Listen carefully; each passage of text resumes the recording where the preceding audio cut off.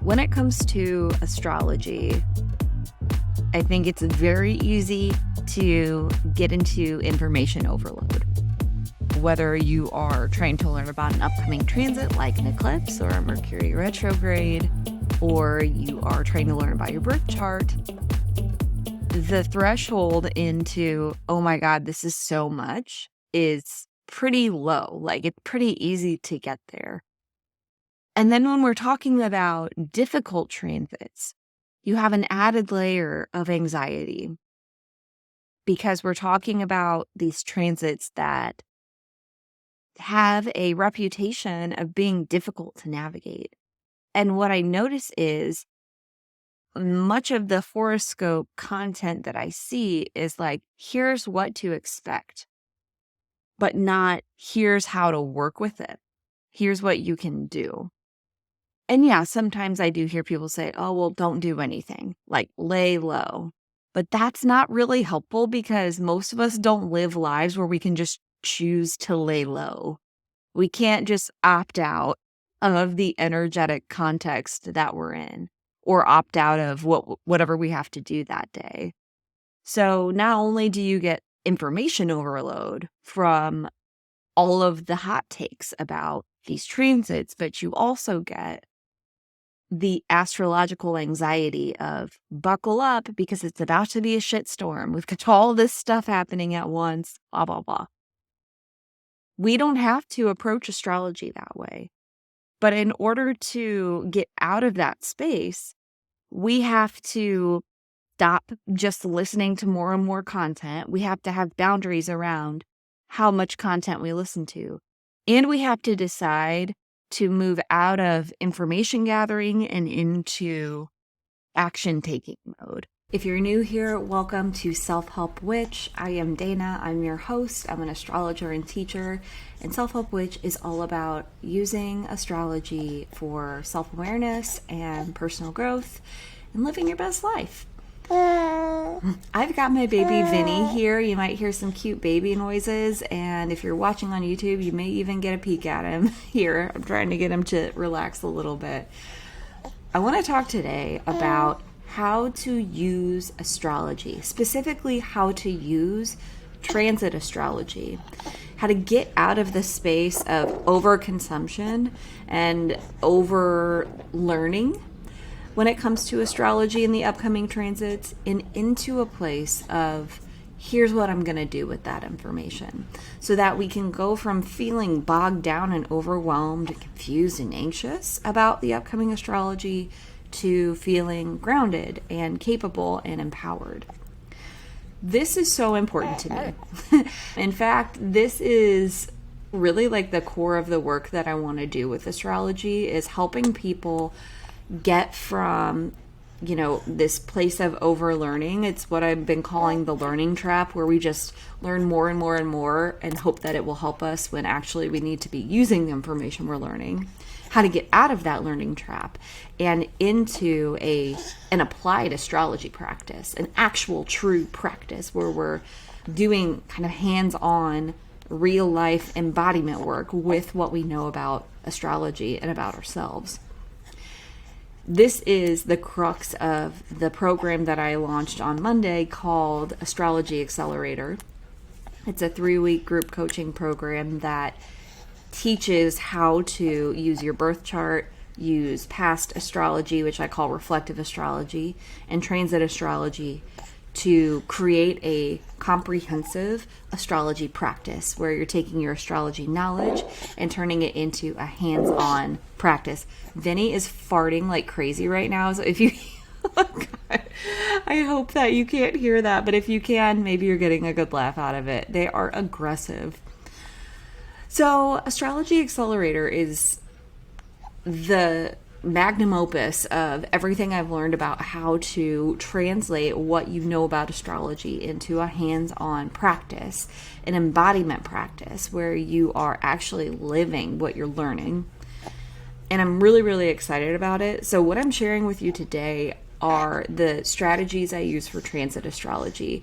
And this is what I teach in Astrology Accelerator, but I do want to say Astrology Accelerator is more than a course. It is actually doing these practices. So in the 3 weeks, you're not just learning this repeatable practice that you can use over and over again and dig deeper and deeper into your chart and the astrology of the moment, but it's also actually doing it so that by the end of the 3 weeks, you now have established this practice and you are embodying what you've learned about yourself.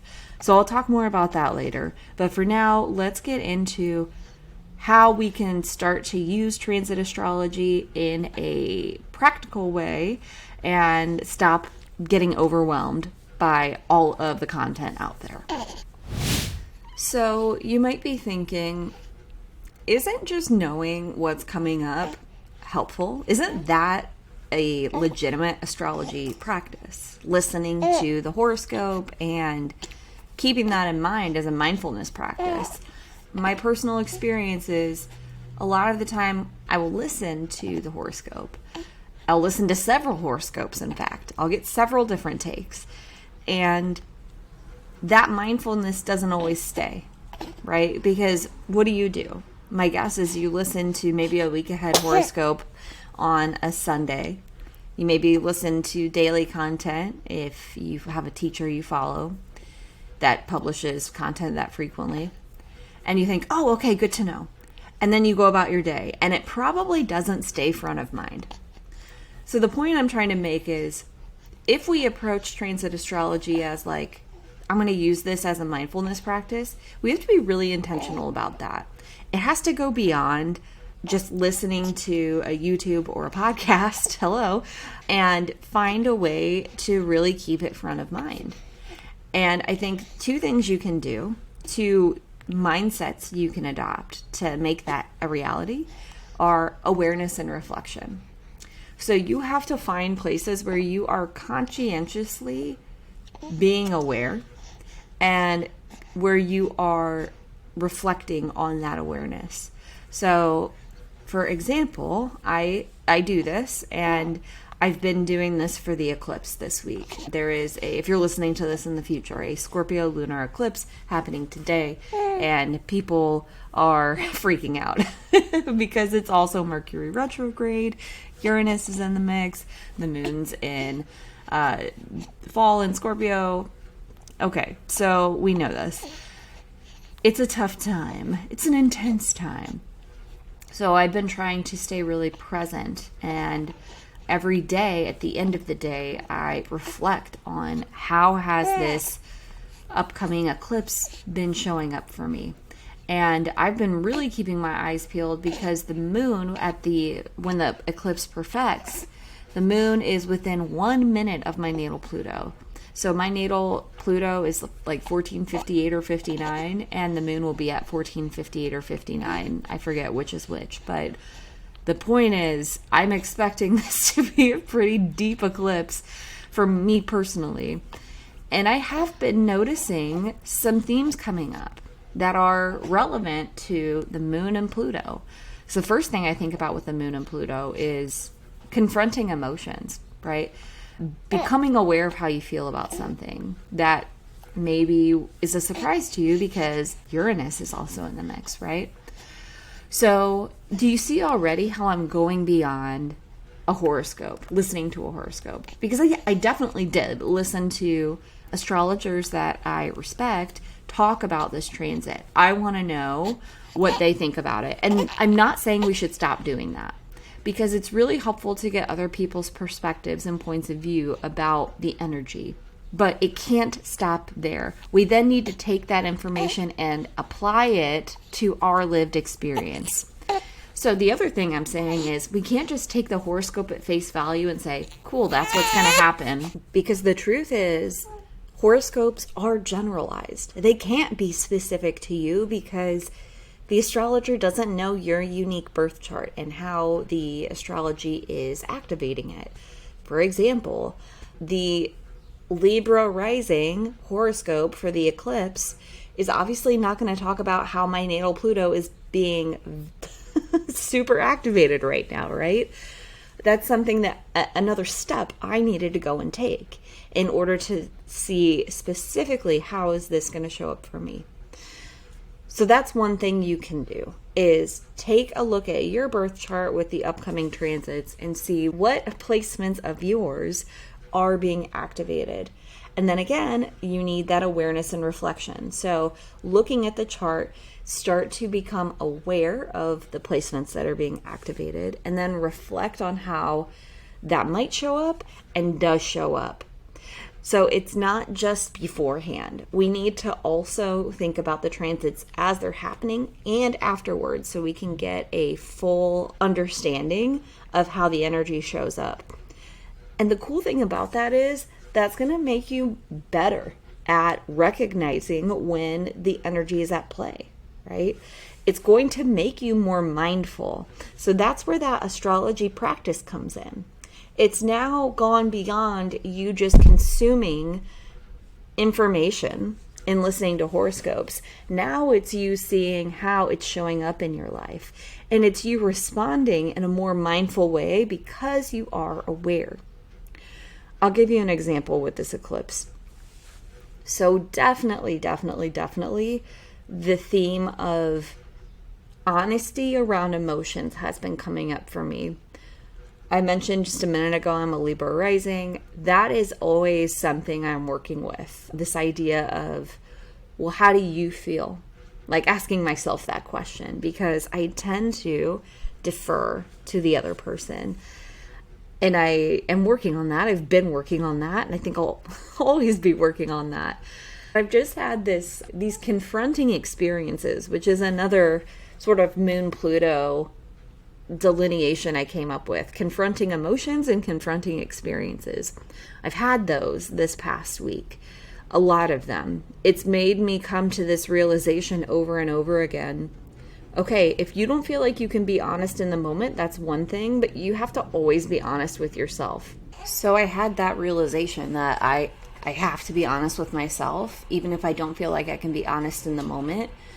Over and over again this week, I've been given chances and opportunities to do that.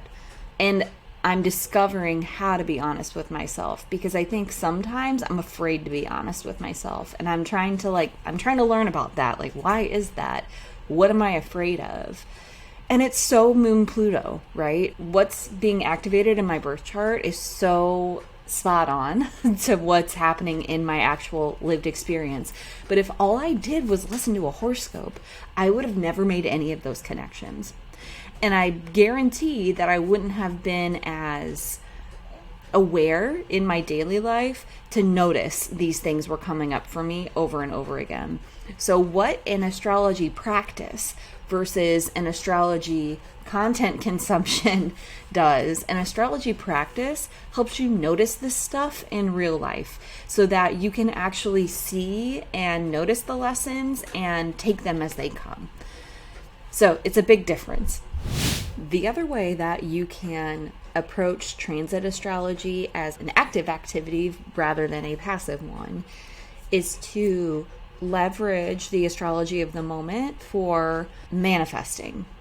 And I hesitate to use that word because it's got a lot of like gross kind of girl boss stuff around it, for me anyway. Maybe that's just me, but I really do mean it, like manifesting in the true sense of the word. It's really like an embodiment practice, right? So what I'm talking about is having something you want to happen and making it happen. It's really about taking action. And you can use the astrology of the moment to help you do that. But here's what's interesting about that, because you might hear me say that and think, oh, okay, so wait for good transits, do stuff on good transits, and then lock myself in the basement when there's an eclipse and a Mercury retrograde. And no, that's not what I mean. And you might be able to see why, because here it is, Mercury retrograde and an eclipse, and I have launched the biggest offer that I've ever launched during this time. So let me tell you about why I did that, and that will help us understand how to use astrology for manifesting and as an embodiment practice. So first of all, my astrology approach is rooted in free will. Okay. So astrology does not negate free will. And that might be confusing if you're new to astrology, or I don't know, if you've never really thought about it before, because it seems like what we're saying when we are talking about the energetic weather with horoscopes and transit forecasts is we're saying this is what will happen. And that's not what we're saying. We're saying here's the energy that we're existing in. Here's what's going on an energetic level. But how we respond to that is up to us. Okay, and it's even true with your birth chart. You've got placements in your chart, and they are a part of your inherent spiritual nature. But the way they express throughout your life is going to depend on you and the choices that you make. So again, being a Libra rising, Venus is my chart ruler. Venusian qualities are really natural to me. But there is a wide range and spectrum of what Venusian qualities actually are. I talk a lot about the shadow of Libra rising and of Venus being just deferring to other people. And that has been true for me. But as I've become more aware of that tendency and I've worked on that, now I'm moving away from that manifestation of that placement. So the point is, we have free will when it comes to astrology, where it's not this deterministic, fatalistic thing. So when it comes to manifesting with transits, yes, you can absolutely, look for optimal energy and take action on those days. And that was actually what I intended to do with Astrology Accelerator. My original plan was to launch on April 10th or 11th, I forget which day, but it was the day that the Sun and Jupiter were conjunct in Aries. That just looked like such a magical day to me. I had my eye on that moment ever since I created my astrology almanac back last year, and I was looking at 2023. I was like, that is the day that I need to put something out into the world. And then life happened. I have a newborn, and that's a lot.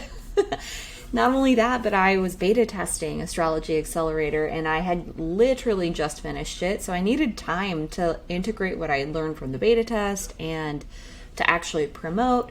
So the closer it got to that date, the more I was like, okay, that's just not going to happen. So what makes sense to me in my life? And I looked at my calendar, and the week of May 1st was what made sense. And I saw that it's in the middle of Mercury retrograde and eclipse season. Now, if I were just approaching astrology for manifestation from that very limited view of quote-unquote optimal transits, yes, and quote-unquote scary transits, no, I probably wouldn't have launched anything. I would have waited longer, right? But let's think about that for a second. That is totally disempowering. It is so disempowering to say, oh, I can't do that thing because Mercury retrograde or the eclipse, like I better wait. I don't want to live my life that way. And I don't want my astrology practice to disempower me from doing things that I want to do with my life. Now, I'm not saying that this week hasn't been intense and stressful for me, because it has been. And as I said, natal Pluto heavily activated in this eclipse. But I took a look at the astrology of the week, and I decided that actually it makes a lot of sense for me to launch this week. Number one, when I announced the offer, it was actually the day of the Mercury Cazimi. So if you're not familiar, the Cazimi is a special conjunction with a planet and the sun when that planet is said to get like a solar infusion from the sun. So in a Mercury retrograde, it's a moment of great clarity and insight. So I was like, okay, awesome. That is a great day for me to launch. And it was Beltane, which I don't really celebrate the Wheel of the Year like that. But as far as energetics go, felt like a great moment for putting something out into the world. And then looking at the eclipse, Scorpio is my second house of talents and resources. And to me, my natal Pluto getting activated so closely with the moon in my second house of talents and resources, it's almost like, hey, let's just do the damn thing. Let's stop worrying about what might happen. Let's stop treating our work as this precious thing that we have to like perfect and protect until it's absolutely perfect, because that moment is never going to happen. So this week has been a lot about facing fears. And as I said earlier, they've been coming up in my personal relationships and with the launch. If you're a business owner, or if you've ever put a project out into the world, which all of us have, you know that it's scary to be like, all right, this is done enough, and I'm going to go ahead and share it with people, because you put yourself out there for rejection. And that fear of rejection is one of my deepest fears. It's something that I'm always trying to keep in awareness and work with and make sure that I'm not making choices out of a fear of rejection, and that I'm instead making choices out of trust in myself and the universe. So having this eclipse happen the week of the launch, it's actually perfect for me, because what's happening is I'm becoming acutely aware of where my fear of rejection takes over. And I feel like what I'm able to do in like taking this courageous action of putting my offer out there is I'm aligning myself with the energy of letting go of that fear, letting go of that need to like hold on really tight and control. There's Pluto, right? I'm composting that with this lunar eclipse. I'm saying no more of that. I'm sure it will come back up again, because like it's life and you're not ever just gonna like get something the first go around. But that's how I'm leveraging this energy of the lunar eclipse in Scorpio conjunct my natal Pluto. I'm composting that fear of rejection actively, on purpose, instead of just saying, well, I'm going to see what happens today, right? Although I am going to see what happens. I am going to go about the day in a more mindful way. But I'm also taking an active role in how I want this energy to play out. And you might be thinking, okay, well, this isn't really what I meant by like manifesting. Like you're not bringing something into existence. And I would say that's not true. Because what you're bringing into existence is the version of you that you want to be. And it all starts with you and your energy. If you're trying to manifest a successful business and you're operating on an energetic of fear of rejection, you're never going to be successful. You have to operate from a place of trust and belief in yourself, right? Among many other things. There's lots of things that have to fall into place, but that's how you can start to get the ball rolling energetically, right? So our manifestation practice is really all about our energy, and that's how you can use the astrology to help you get there. I think what's so empowering about that is you don't have to wait for the perfect transit. You can use any energy, right? Here I am, quote unquote, manifesting in the two transits people like to freak out about the most, Mercury retrograde and an eclipse. It's in Scorpio. And an eclipse in Scorpio that's activating my natal Pluto. But you know what? Astrology doesn't negate free will. And this is excellent energy for me to compost the energy that's no longer serving me. So I hope that that empowers you too. There are so many ways that you can actively work with any astrological transit, but it really boils down to having that awareness, intention, and reflection, and taking an active role, okay? If this sounds like something that is missing from your astrology practice, I would love you to join us in Astrology Accelerator. It is, as I mentioned earlier, a 3-week group coaching program where I'm going to walk you through not just what these practices are that you can use with your birth chart, reflective astrology, and transit astrology, but we're going to actually do them together.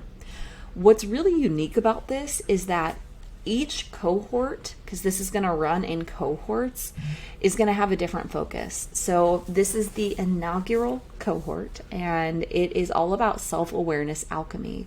So each cohort will have unique, exclusive content, and this cohort is going to go deep into your sun, moon, rising sign, and ascendant ruler. These are key placements. They are the core placements if you're trying to understand yourself and your inherent potential. The really, really cool thing about this is you're going to learn a framework that you can repeat over and over again. So even though I'm going to give you deep dive content into those placements I just mentioned, you will immediately be able to use what you've learned and continue to apply it to your chart.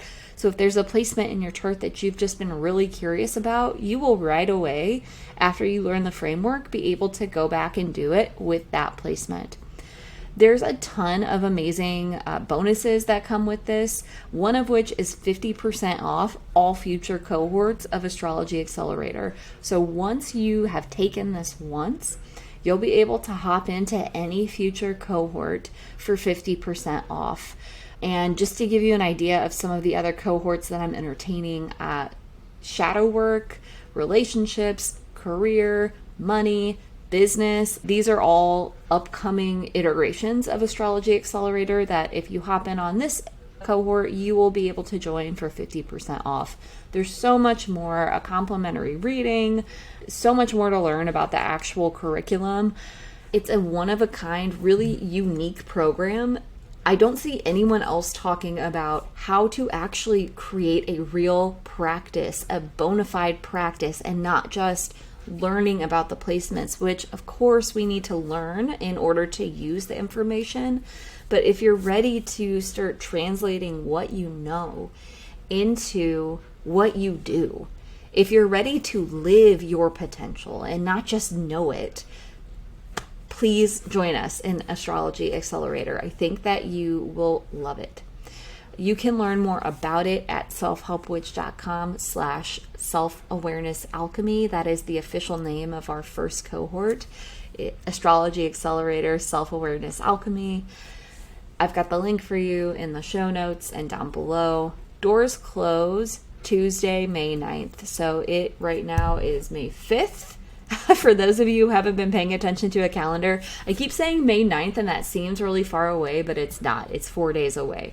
So as of midnight on Tuesday, May 9th, the doors will close. So check out all the bonuses, check out all of the curriculum. If you have any questions about any of it, you can email me, dana@selfhelpwitch.com. The last thing I'll say about it is if you're not into the group coaching aspect, there is a curriculum only option, so you can check out the different versions and the different iterations of the offer that you can purchase at selfhelpwitch.com/self-awareness alchemy. So to recap, the two ways that we can approach transits as a practice rather than a passive activity, we can become more mindful of ourselves and how we're reacting to the energy. And in order to do that, we have to be intentional about becoming aware of when the energy is present and when we're activated by that, and then reflect on that. So it's that constant intentional cycle of awareness and reflection that creates the mindfulness with the transits, not just listening to horoscopes. And the other thing we can do is manifest with any transit, not just quote unquote good transits.